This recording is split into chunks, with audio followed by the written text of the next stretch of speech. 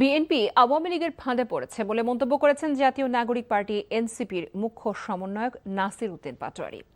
বিকেলে চাঁদপুরের মতলব উত্তর উপজেলার ছ্যাংরাচর ডিগ্রি কলেজ মাঠে এনসিপি আয়োজিত ঈদ পুনর্মিলনী ও যোগদান অনুষ্ঠানে একথা বলেন তিনি।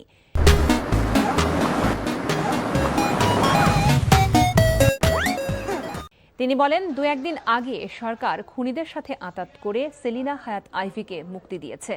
একই অনুষ্ঠানে এনসিপির উত্তরাঞ্চলের মুখ্য সংগঠক সার্জিস আলম বলেন, একটা নির্বাচিত সরকার যত ধরনের প্রতারণা করেছে এর আগে কোনো নির্বাচিত সরকারের 4 মাসে এত প্রতারণা করতে পারে এই কল্পনা বাংলাদেশের মানুষ করে নাই।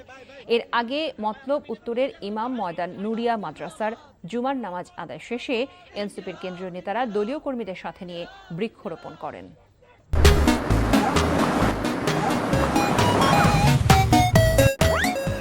বিএনপি হলো আওয়ামী লীগের ফাঁদে পড়েছে। এই আওয়ামী লীগের ফাঁদে পড়ে বাংলাদেশে জিয়াউর রহমান শহীদ হয়েছে, খালেদা জিয়া মৃত্যুর মুখে পতিত হয়েছে, জনাব প্রধানমন্ত্রী তারেক রহমান। আপনাকে আমরা হুঁশে আসতে বলি, এরাই কিন্তু আপনার বাবার খুনি, এরাই কিন্তু আপনার মায়ের খুনি, এরাই কিন্তু বিএনপির অসংখ্য নেতা কর্মীর খুনি। বিএনপির 31 দফা পুরো দেশের মানুষের সামনে প্রথম দফায় স্পষ্ট করে লেখা আছে, সংবিধান সংস্কার পরিষদ তারা গঠন করবে।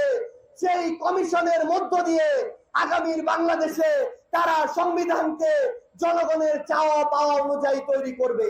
এই সংবিধান সংস্কার মিথ্যা, অন্যথায় আপনাদের 31 দফা তার চেয়েও বড় মিথ্যা।